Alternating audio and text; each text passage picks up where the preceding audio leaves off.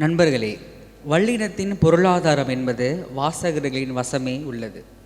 வாசகர்கள் வாங்கி வாசிக்கும் நூல்களின் மூலமாகத்தான் வல்லினம் மேலும் முன்னகர்ந்து பல நிகழ்ச்சிகளை படைக்க முடியும். மண்டபத்தின் பின்னே அமைய பெற்றிருக்கும் வல்லினத்தின் நூல்களை வாங்கி உங்கள் ஆதரவை தரலாம். எழுத்தாளர் கோகிலவாணியின் அப்சரா எனும் நூலை உங்களால் எவ்வளவு விலை கொடுத்து வாங்க முடியுமோ வாங்கி உங்களின் ஆதரவை தரலாம். நன்றி. நாம் நிகழ்ச்சியின் அடுத்த அங்கத்திற்குள் செல்லவிருக்கின்றோம். கடந்த ஆண்டு வல்லினம் கல்லூரியில் பயிலும் மாணவர்களுக்கான குறுநாவல் போட்டி ஒன்றை ஏற்பாடு செய்திருந்தது. இந்த குறுநாவல் போட்டிக்கான பரிசளிப்பு அடுத்து நடைபெற உள்ளது.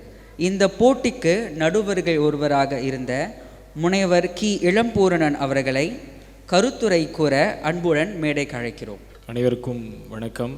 முன்வரிசையில் அமர்ந்திருக்கின்ற பிரமுகர்களுக்கும், தொடர்ந்து இங்கு பல நிகழ்ச்சிகளுக்காக வந்திருக்கின்ற இலக்கிய ஆர்வலர்களுக்கும், அதே வேளையில் தமிழ் உறவுகளுக்கும் வணக்கம். நல்லா உற்சாகமாக உட்காரணும் அப்படின்னு கேட்டிங்கன்னா, ஏன்னா தொடர்ந்த சில இலக்கியம் சார்ந்த நடவடிக்கைகளை ஒரு சிலர்லாம் மணிலாம் பார்க்க ஆரம்பிச்சிட்டிங்க. இப்போ இது பார்த்திங்க அப்படின்னா ரொம்ப முக்கியமான ஒரு நிகழ்வு. அதாவது இந்த பரிசளிப்பு விழா என்பது இளம் படைப்பாளிகளுக்கான ஒரு அங்கீகாரமான ஒரு நிகழ்ச்சி, அதே வேளையில் ஒரு அங்கமாக இருக்கின்றது. அதனால் மிக உற்சாகமாக இந்த இளம் படைப்பாளிகளை நம்ம வாழ்த்துவோம். இந்த குறுநாவல் போட்டி கடந்த ஆண்டு வல்லினத்தால் ஏற்பாடு செய்யப்பட்டது. இந்த குறுநாவல் போட்டிக்கு என்னோடு சேர்ந்து 3 நடுவர்கள் இருந்தார்கள். முதல் கட்டத்தில் நானும் எழுத்தாளர் அரவிந்த் அவர்களும் இந்த வந்திருந்த 16 கதைகளையுமே வாசித்து அதில் தேர்ந்தெடுத்து அடுத்த கட்ட மதிப்பீட்டுக்கு அனுப்பினோம். அந்த மதிப்பீட்டில் எழுத்தாளர் நவீன் அவர்களும் அதே வேளையில் எழுத்தாளர் பாண்டியன் அவர்களும் அந்த பணியை செய்தார்கள். இந்த போட்டியின் தலைமை நடுவராக பாண்டியன் தான் இருந்தார். அவர் நிகராளியாக தான் நான் இங்கு பேசி கொண்டிருக்கின்றேன். சரி, அடுத்ததாக இந்த போட்டிக்கு வந்த கதைகள் 16 கதைகள். குறைவு தான், கல்லூரி மாணவர்களுடைய ஏற்பாடுபட்ட இந்த அதிகமாக எதிர்பார்த்தோம். ஆனால் வந்த கதைகள் 16 குறைவு தான். ஆனால் அந்த வந்த கதைகளுடைய ஒரு மதிப்புரை தான் நம்ம இப்போ பார்க்க போகிறோம். முதலாவதாகவே இந்த தலைப்பு இருக்குல்ல, முதல் எழுத்து. இந்த முதல் எழுத்து என்பது பார்க்கும் பொழுது இந்த இளைஞர்களுக்கு இது முதல் எழுத்து. இந்த குறுநாவல் துறையில் முதல் எழுத்து அப்படின்னு நினைக்கிறேன். அவருடைய எழுத்து பார்த்தீங்க அப்படின்னா இப்போ தான் இந்த துறையில் தவழ்கின்றது. ஒரு குழந்தை தவழ்வது போல தவழ்ந்து கொண்டு இருக்கின்ற எழுத்து இது. அப்போ இந்த எழுத்து இன்னும் மேம்பட வேண்டும். ஒரு இளைஞனாகி அல்லது ஒரு சிறுவனாகி அதுக்கப்புறம் இளைஞனாகி திடகாத்திரமாக நடந்து ஓட வேண்டிய களம் அவனுக்காக காத்து இருக்கின்றது. அப்போ இந்த முதல் எழுத்தில் இந்த குறுநாவல் இயங்கி கொண்டு இருக்கின்ற இந்த இளைஞர்களுக்கு இந்த அங்கீகாரம் தேவையாக தான் இருக்கின்றது. இந்த கதைகள் நூலாக்கப்படவில்லை. காரணம் என்ன அப்படின்னா, இந்த தவழ்கின்ற குழந்தைகளின் படைப்புகளை நம்ம நூலாக்கும் போது அது பார்த்திங்க அப்படின்னா ஒரு தவழ்கின்றதா, ஒரு ஸ்டெடியாக நடக்காத குழந்தை அது தவழுகின்ற நிலையிலே நம்ம அதுக்கு ஒரு மிகப்பெரிய உயரிய போலியான ஒரு அங்கீகாரத்தை வழங்கிவிட முடியாது. கண்டிப்பாக அது வளர்ந்து திடகாத்திரமாக நடந்த பிறகு அதனுடைய படைப்பு வெளியாகும் பொழுது மிக உறுதியானதாகவே இருக்கும். இதை உணர்ந்து கொள்ள வேண்டும். ஏன்னா இன்றைக்கி பார்த்தீங்க அப்படின்னா ஒரு கதை எழுதிவிட்டாலே தன்னை ஒரு பெரிய எழுத்தாளனாக நிறுவிக்கொண்டு மிக அவசரத்தில் நூல்களை வெளியாகின்ற சில படைப்பாளிகள் இருக்கின்றார்கள். அது விமர்சனத்துக்கு வரும்பொழுது என்ன ஆகுது அப்படின்னா ஒரு மிகப்பெரிய குறையாகவே, மிகப்பெரிய மனத்தடையாகி ஒரு சிலர் எழுத்துலகை விட்டு ஓடிய நிலையெல்லாம் இருக்கின்றது. இப்போ அந்த ஒரு நிலை தான். அங்கீகாரம் என்பது இளம் படைப்பாளிகளுக்கு வழங்க வேண்டும், அவர்களை தூண்டிவிட வேண்டும். அடுத்து அவர்கள் இன்னும் இருக்கின்ற பலவீனங்களை சரி செய்து கொண்டு தொடர்ந்து இந்த ஒரு புனைவிலக்கியத்திலும் தொடர்ந்து இயங்க வேண்டும். சரி, அடுத்ததாக இந்த குறுநாவல் மலேசிய இலக்கிய வளர்ச்சிக்கு ஏன் அவசியம் அப்படின்னு பார்க்கும் பொழுது, நாவல் வருவதும் குறுநாவல் வருவதும் மிக குறைவாகவே இருக்கின்றது. அப்போ இளைஞர்கள் மத்தியில் சிறுகதைகள் அதிகமாக எழுதுகிறார்கள். ஆனால் அந்த குறுநாவலும் நாவல் எழுதுவது மிக குறைவாகவே இருப்பதால் இது போன்ற போட்டிகள் அவசியமாக இருக்கின்றது. அவர்களுக்கு ஒரு அறிவுறுத்தல் தான். அறிவுறுத்தல் அப்படின்னு சொல்லும்போது இந்த குறுநாவலுக்கான இலக்கணங்களை அறிந்து இன்றைய படைப்பாளிகள் தொடர்ந்து இன்னும் நேர்த்தியான படைப்புகளை கொண்டு வர வேண்டும் என்பதற்காகத்தான். அப்போ இன்றைய படைப்பாளிகள் கண்டிப்பாக இந்த குறுநாவல் இலக்கணத்தை வந்து கொஞ்சம் ஆழமாக புரிந்து கொள்ள வேண்டும். வந்த 16 கதைகளில் பார்த்தோம் என்றால் இங்கே தேர்ந்தெடுக்கப்பட்டது 4 கதைகள் மட்டும்தான். அந்த 4 கதைகள் ஓரளவுக்கேனும் இந்த குறுநாவல் இலக்கணத்தை சற்று பொருந்தி வந்த கதைகள் தான் வந்து நாங்கள் தேர்ந்தெடுத்திருக்கோம். இப்போ அந்த கதைகளுக்கு தான் இங்கே வந்து பரிசுகள் வழங்கப்படவிருக்கின்றன. இப்போ இந்த குறுநாவலுடைய இலக்கணம் அப்படின்னு சொல்லும்போது ஒரு குழப்பமே இருந்தது. என்ன அப்படின்னா, இந்த குறுநாவல் என்பது நாவலுடைய ஒரு குறுகிய சின்ன வடிவமா, இல்லை இது வந்து எழுத்தாளர்களுடைய ஒரு குழப்பம், அந்த எழுத்தை பார்க்கும்போது அந்த குழப்பத்தை பார்க்க முடிந்தது, இல்லை ஒரு மிக நீண்ட சிறுகதையின் வடிவமா அப்படின்ற அந்த ஒரு மயக்கம் தெரிந்தது. ஆனால் குறுநாவலுக்கென்றே ஒரு தனி இலக்கணம் இருப்பதை வந்து இந்த எழுத்தாளர்கள் வந்து புரிந்து கொள்ள வேண்டும். அதை புரிந்து கொண்டு எழுதும்போது உங்களுக்கு எது நாவல், எது சிறுகதை, இதற்கு இடைப்பட்ட நிலையில் இயங்குகின்ற ஒரு இலக்கிய வடிவம் தான் குறுநாவல் அப்படின்ற ஒரு தெளிவு கிடைக்கும் பொழுது நீங்கள் அதை சரியாக எழுதுவீங்க அப்படின்னு வந்து நம்ம எதிர்பார்க்குறோம். அடுத்ததாக பார்த்தீங்க அப்படின்னா, இந்த குறுநாவலில் கதை மாந்தர் வார்ப்புகள் எப்படி இருக்கணும் அப்படின்ற ஒரு தெளிவும் வந்து தேவையாகவே இருக்கின்றது. வந்த கதைகளில் இந்த தேர்ந்தெடுக்கப்பட்ட 4 கதைகளும் வந்து அந்த கதை மாந்தர் வார்ப்புகள் ஓரளவுக்கு பொருந்தி வந்ததை வந்து நம்ம பார்க்குறோம். அதில் ஒரு சில கதைகள் வந்து மிக சிறப்பாகவே ஒரு கதை வந்து மிக சிறப்பாகவே அமைந்திருந்தது. அப்போ இந்த குறுநாவலில் கதை மாந்தர்கள் எந்த அளவுக்கு இருக்கணும், அதிகமாக இருக்கணுமா அல்லது குறைவாக இருக்கணுமா, இல்லை நாவல் மாதிரி இருக்கணுமா, சிறுகதை மாதிரி இருக்கணுமா அப்படின்ற ஒரு குழப்பங்களும் வந்து வந்திருந்த கதைகளை வந்து நம்மளால் பார்க்க முடிந்தது. இப்போ இதில் குறுநாவலில் பார்த்தீங்க அப்படின்னா கதை மாந்தர்கள் தேவையானவர்கள் மட்டும் உள்ளே இருக்கணும். ஓகே, அவருடைய கதை மாந்தர் வார்ப்பு பார்த்தீங்க அப்படின்னா நாவல் போல் அல்லாமல் ஓரளவுக்கு சுருங்கிய வடிவத்தில் மிக நேர்த்தியாகவும் என்ன சொல்லுவாங்க அந்த ஒரு அழுத்தமாகவும் வந்து படைக்க வேண்டிய ஒரு சூழல் வந்து இந்த கதை மாந்தர்கள் வார்ப்பு வந்து இருக்கின்றது. அடுத்ததாக நம்ம பார்த்தோம் அப்படின்னா, இந்த குறுநாவலுடைய முடிவுகள் வந்து சிறுகதை போல் இல்லாமல் இருக்கணும். சிறுகதைகள் பார்த்திங்க அப்படின்னா எடுத்த எடுப்பிலேயே மிக விரைவாக ஓடி ஒரு திருப்பத்தோடு ஒரு முடிவை வந்து அது அடைஞ்சிரும். நாவல் பார்த்திங்க அப்படின்னா அதனுடைய நடையே வேறு, மிக நிதானமாக நடந்து எல்லாத்தையும் சொல்லி அழைத்து கொண்டு போய் சென்று ஒரு இடத்துல முடியும். ஆனால் இதற்கு இடைப்பட்ட நிலையில் இந்த குறுநாவலோட முடிவுகள் வந்து அமைய வேண்டும். அதையும் வந்து இந்த எழுத்தாளர்கள் வந்து கொஞ்சம் கவனிக்கணும். இந்த பரிசுக்கு வந்த கதைகளில் நம்ம சற்று பார்க்கும் பொழுது அவங்ககிட்ட வந்து நம்ம இருந்த முக்கியமாக இந்த படைப்பாளிகளோட இயல்புகள் எப்படி இருந்தது, அவங்க எந்த உந்துதலில் எழுதிக்கிட்டு இருக்காங்க அப்படின்னு பார்க்கும் பொழுது பொதுவாகவே இளம் படைப்பாளிகள் இருக்கின்ற ஒரு மனநிலையை நம்ம பார்க்க முடிந்தது. அவங்க சமுதாயத்தில் நிகழ்கின்ற ஏதோ ஒரு சிக்கலை முன்னெடுத்து அதை பேசிவிட வேண்டும் என்ற உந்துதல் 16 கதைகளிலுமே இருந்தது. அது அவங்களுக்கு இருக்கின்ற சமூக அக்கறை, இல்லை அவங்க இதுவரையில் அந்த இலக்கிய உலகத்தில் இயங்கி வந்து அவங்களுக்கு வழங்கப்பட்ட ஒரு அறிவு நிலை. இப்போ இலக்கியம் அப்படின்றா ஏதோ ஒரு வகையில் சமுதாயத்தை கருத்துக்கள் எழுதி ஒரு அறிவுரையை சொல்லிட்டு போயிடணும், அதில் ஒரு லட்சியவாதத்தையும் வந்து ஏற்படுத்தி வச்சிடணும் அப்படின்ற அந்த ஒரு உந்துதலும் அந்த ஒரு முனைப்புமே வந்து இருந்தது. அப்போ இதெல்லாம் வந்து ஆரம்ப நிலை எழுத்தாளர்களுக்கு சரி. ஆனால் தொடர்ந்து நீங்கள் இதில் பயணிக்கும் பொழுது இதில் இன்னும் கொஞ்சம் ஆழமான தெளிவு வேண்டும். அதே வேளையில் பார்த்திங்க அப்படின்னா கதை மொழியை பற்றி பேசும் பொழுது ஒரு சில குறுநாவல்கள் வந்து கதை மொழி வந்து சிறப்பாகவே இருந்தது. ஒரு சிலர் வந்து இப்போ தான் முதல் எழுத்தில் தவழுகின்ற நிலையும் நம்ம பார்த்தோம்.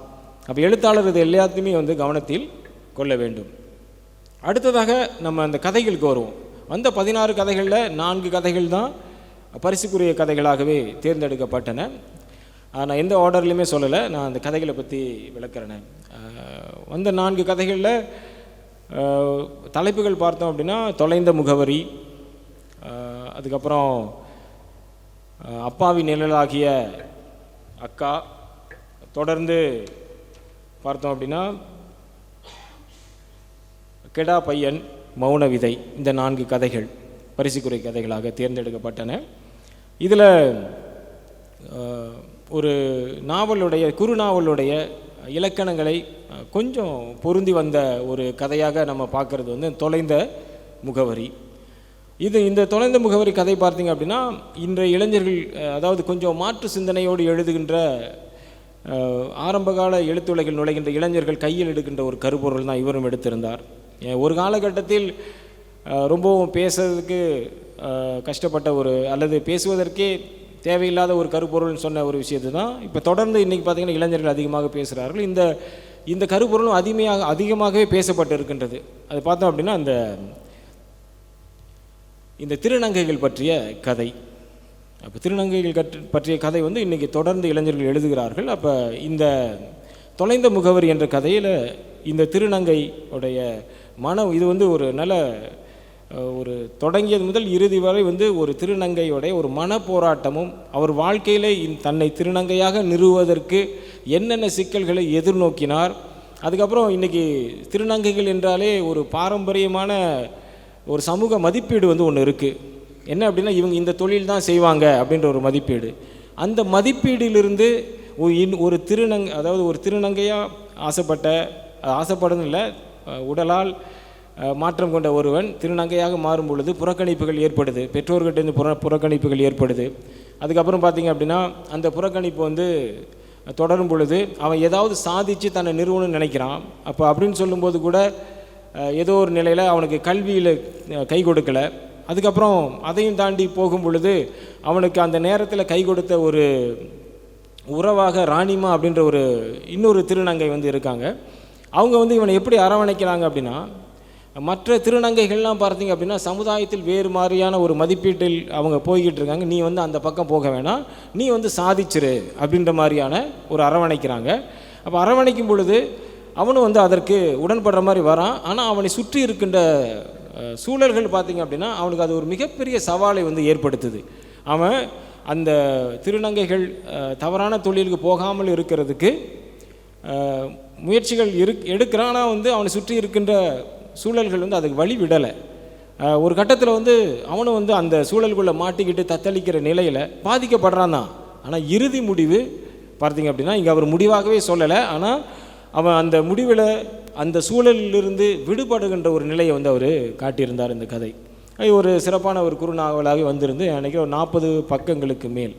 அடுத்ததாக நம்ம பார்த்தோம் அப்படின்னா அப்பாவின் நிழலாகிய அக்கா. இது வந்து சராசரியாக பெரும்பாலும் நம்ம படித்த ஒரு கதையாகத்தான் இருக்கின்றது. என்ன அப்படின்னா ஒரு கனவுகளோடு இருக்கின்ற ஒரு பெண், நல்ல படிக்கிற ஒரு பெண், குடும்ப சூழலினால் என்ன ஆகுது அப்படின்னா இவங்க தன்னுடைய கனவை இழக்கக்கூடிய சூழல் ஏற்படுகின்றது. SPM தேர்வில் சிறப்பு தேர்ச்சி பெறுறாங்க. அவங்களுக்கு ஆசிரியர் ஆகணும் அப்படின்ற ஒரு ஆசை இருக்குது. அந்த ஆசிரியர் பணிக்கு அந்த பயிற்சிக்கான அழைப்பும் வருகிறது. அந்த நேரத்தில் அப்பா நோயாளியாகின்றார்.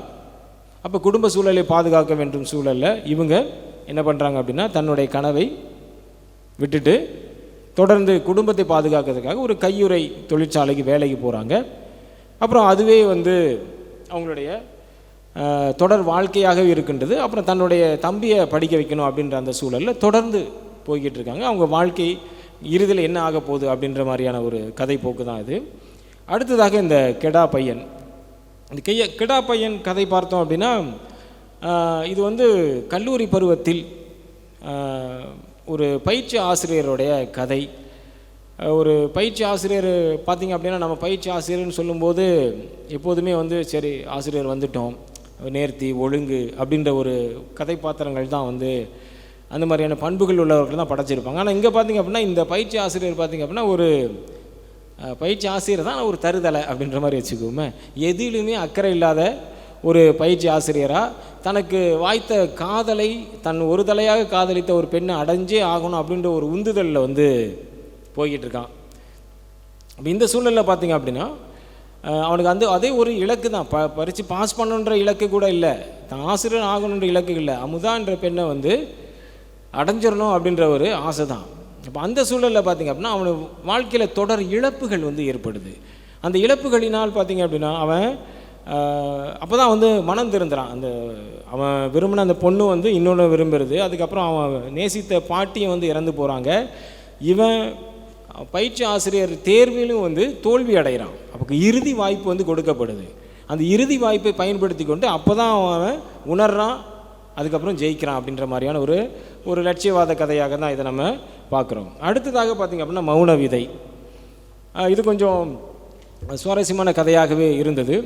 ஒரு உளவியல் சார்ந்த கதையாகவே இருந்தது. இதுலேயும் வந்து ஒரு கல்லூரி மாணவர் தான். இன்றைக்கி இளைஞர்கள் எப்படி வந்து தன்னுடைய சுய அடையாளத்தை கட்டமைக்கிறார்கள், அந்த சுய அடையாளம் அல்லது சுய ஆசை என்பது தான் உள்ளிலிருந்து வருகின்றதா அல்லது வெளிப்புற சமூகம் அதை கட்டமைக்கிறதா, எப்படி அதிலிருந்து நம்ம விடுபடுவது அப்படின்ற ஒரு விசாரணை வந்து இந்த கதையில் இருந்தது. இதில் பார்த்தீங்க அப்படின்னா ஒரு கல்லூரி மாணவர்கள் தங்களுடைய பயிற்சி பணிக்காக ஒரு ப்ராஜெக்ட் வந்து செய்கிறாங்க. ஓகே, அந்த ப்ராஜெக்ட் பார்த்தீங்க அப்படின்னா ஒரு மாணவர் என்ன பண்ணுறாரு அப்படின்னா தரவுகளின் அடிப்படையில் நிறுவிடணும் அப்படின்ற அந்த ஒரு உந்துதல் இருக்குது. ஆனால் இன்னொரு மாணவி பார்த்திங்க அப்படின்னா அவங்க அந்த கல்லூரியில் சிறந்த மாணவியாக இருக்காங்க, அவங்கள மிஞ்சிடணும் அப்படின்ற ஒரு உந்துதலில் ஒரு மாணவர் வந்து இந்த தன்னுடைய ப்ராஜெக்ட் வந்து செய்கிறாரு. அப்போ இவர் என்ன பண்ணுறாரு அப்படின்னா என்ன சொல்லுவாங்க அப்படின்னா அந்த ஆய்வில் இப்போ பெரும்பாலும் இந்த மாதிரியான ஆய்வுகள் தான் நடக்குது நம்முடைய கல்லூரிகள்லேயும் பல்கலைக்கழகங்கள்லேயும். அடிப்படையில் மெய்யியல் தொட்டு செய்கின்ற ஆய்வை தாண்டி இன்றைக்கி தரவுகள்லாம் சேர்த்து வெளிப்புற தரவுகள்லாம் சேர்த்து ஒரு ஹைப்போதீசிஸ் வழி நம்ம வந்து ஒரு முடிவை கொடுத்துட்டா அதுதான் உண்மை அப்படின்ற நிறுவுகின்ற ஒரு போக்கு வந்து இன்றைக்கி கல்விக் கழகங்களில் இருக்குது. இப்போ அந்த மாதிரி தான் இந்த பையனும் ஆய்வு செய்கிறான். ஆனால் அந்த பொண்ணு எப்படி தன்னோட ஆய்வை மேற்கொள்ளுது அப்படின்னா நேரடியாகவே ஒரு உளவியல் ஆய்வை வந்து அது மேற்கொள்ளுது. இப்போ சிக்கல் அது ஆய்வு தலைப்பு பார்த்திங்க அப்படின்னா அது ஏதோ ஒரு தலைப்பு நான் மறந்துட்டேன். ஒவ்வொருவருடைய மன உணர்வுகளை அவங்கள சந்தித்து அந்த அவங்க உணர்வுகளை வந்து பதிவுகள் செய்து அதுக்கப்புறம் அந்த ஆய்வின் முடிவு வந்து சமர்ப்பிக்குது. அது வந்து ரொம்ப உண்மையான ஆய்வின் முடிவாகவே இருக்குது. இந்த தரவுகள் வழி சேகரித்த முடிவுகள் பார்த்திங்க அப்படின்னா அது ஏதோ ஒரு மேலோட்டமான ஒரு ஆய்வின் முடிவாகவே வந்து அமையுது. அப்போ இந்த ஒரு விசாரணை வந்து இந்த கதை வந்து செய்தது. அப்போ இறுதியில் பார்த்திங்க அப்படின்னா அந்த தரவுகளின் அடிப்படையில் தன்னை நிறுவனம்னு நினச்ச அந்த பையனும் என்ன பண்ணுறான் அப்படின்னா அந்த பொண்ணோட வழியிலே சென்று தன்னோட ஆய்வை மாற்றி தன்னோட ஆய்வை வந்து அந்த நிலைக்கு கொண்டு போய் வெற்றி பெறான். இப்படியான கதைகள் தான் நம்ம பார்த்தோம். இந்த கதைகளில் சொன்னது போல தான் சில வடிவ குறைபாடுகள் இருந்தன. அந்த வடிவ குறைபாடுகளை வந்து நம்ம எழுத்தாளர்கள் அல்லது படைப்பாளிகள் வந்து சரி செய்து விட்டார்கள் என்னால் ஒரு சிறந்த குறுநாவலாக வருவதற்கு வாய்ப்புகள் இருக்கின்றன. அதே வேளையில் கருத்தியல் அடிப்படையில் பார்த்தோம் அப்படின்னா இன்னும் அவர்கள் வந்து தொடர்ந்து அதிகமாக வாசித்து அதே வேளையில் இந்த புனை அதாவது குறுநாவல் கலை வடிவத்தை முழுமையாக அறிந்து எழுதுகின்ற ஒரு சூழல் வேணும். இதுதான் இந்த குறுநாவல் போட்டிகளுக்கான மதிப்புரை. நன்றி.